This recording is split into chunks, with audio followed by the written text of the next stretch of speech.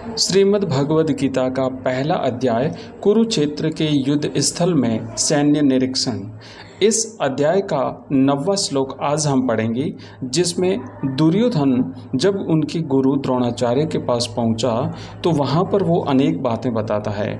इस 9वें श्लोक में वह कहता है कि हे गुरु, ऐसे अनेक वीर भी हैं जो मेरे लिए अपना जीवन त्याग करने के लिए उद्यत हैं। वे विविध प्रकार के हथियारों से सुसज्जित हैं और युद्ध विद्या में निपुण हैं।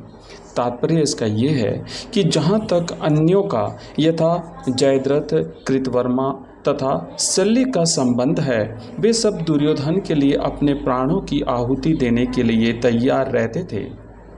दूसरे शब्दों में यह पूर्व निश्चित है कि वे अब पापी दुर्योधन के दल में सम्मिलित होने के कारण कुरुक्षेत्र के युद्ध में मारे जाएंगे।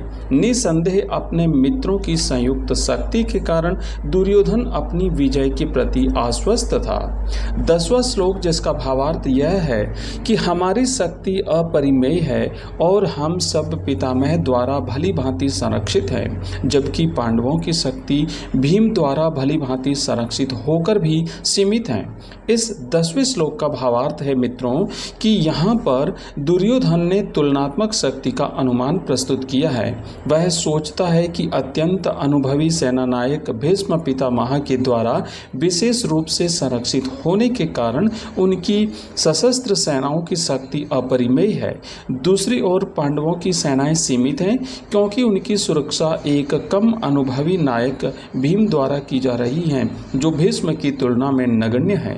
दुर्योधन सदैव भीम से ईर्ष्या करता था, क्योंकि वह जानता था कि यदि उसकी मृत्यु कभी हुई तो भी वह भीम के द्वारा ही होगी, परंतु साथ ही उसे ये दृढ़ विश्वास भी था कि भीष्म की उपस्थिति में उसकी विजय निश्चित है, क्योंकि भीष्म कहीं अधिक उत्कृष्ट सेनापति हैं। वह युद्ध में विजयी होगा, यह उसका दृढ़ निश्चय था।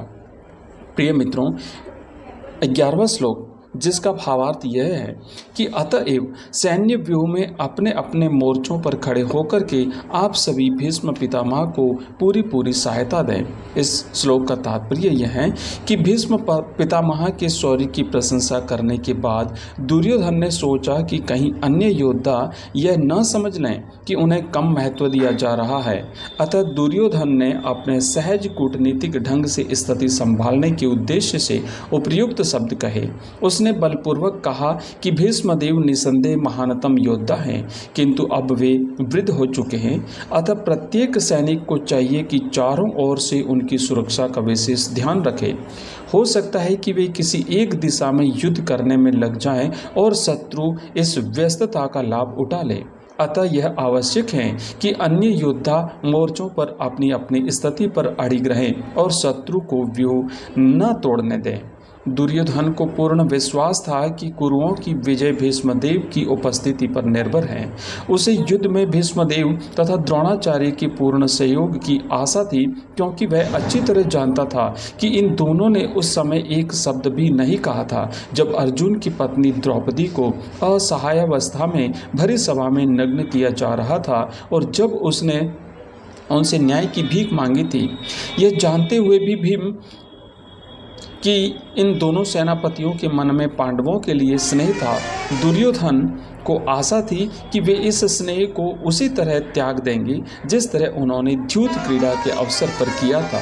मित्रों, 12वां श्लोक, जिसका भावार्थ है कि तब कुरुवंश के वयोवृद्ध परम प्रतापी एवं वृद्ध पितामह ने सिंह गर्जना की सी ध्वनि करने वाले अपने शंख को उच्च स्वर से बजाया, जिससे दुर्योधन को हर्ष हुआ। प्रिय मित्रों, इस श्लोक का तात्पर्य यह है कि कुरुवंश के वयोवृद्ध पितामह अपने पौत्र दुर्योधन का मनोभाव जान गए और उसके प्रति अपनी स्वाभाविक दयावश उन्होंने उसे प्रसन्न करने के लिए अत्यंत उच्च स्वर से अपना शंख बजाया, जो उनकी सिंह के समान स्थिति के अनुरूप था। अप्रत्यक्ष रूप से शंख के द्वारा प्रतीकात्मक ढंग से उन्होंने अपने हताश पुत्र दुर्योधन को बता दिया कि उन्हें युद्ध में विजय की आशा नहीं है, क्योंकि दूसरे पक्ष में साक्षात भगवान श्री कृष्ण हैं। फिर भी युद्ध का मार्गदर्शन करना उनका कर्तव्य था और इस संबंध में वे कोई कसर नहीं रखना चाहते थे। नेक्स्ट है 13वां श्लोक, जिसका भावार्थ है कि तत्पश्चात शंख, नगाड़े, बिगुल, तुरही तथा सींग सहसा एक साथ बज उठे। वह समवेत स्वर अत्यंत कोलाहलपूर्ण था। प्रिय मित्रों, इस के बाद में 14वां श्लोक, जिसका भावार्थ ये है कि दूसरी ओर से श्वेत घोड़ों द्वारा खींचे जाने वाला विशाल रथ पर आसीन कृष्ण तथा अर्जुन ने अपने अपने दिव्य शंख बजाए। इस श्लोक का तात्पर्य है कि भीष्म देव के द्वारा बजाए गए शंख की तुलना में कृष्ण तथा अर्जुन के शंखों को दिव्य कहा गया है। दिव्य शंखों के नाद से यह सूचित हो रहा है कि दूसरे पक्ष की विजय की कोई आशा न थी, क्योंकि कृष्ण पांडवों के पक्ष में थे। जयस्तु पांडु पुत्राणाय ये शाम पक्षे जनार्दन, जय सदा पांडु के पुत्र जैसा कि होती है, क्योंकि भगवान कृष्ण उनके साथ है और जहाँ जहाँ भगवान विद्यमान है वहीं वहीं लक्ष्मी भी रहती है, क्योंकि वे अपने पति के बिना नहीं रह सकती। अतः जैसा कि विष्णु या भगवान कृष्ण के शंख द्वारा उत्पन्न दिव्य ध्वनि से सूचित हो रहा था, विजय तथा श्री दोनों ही अर्जुन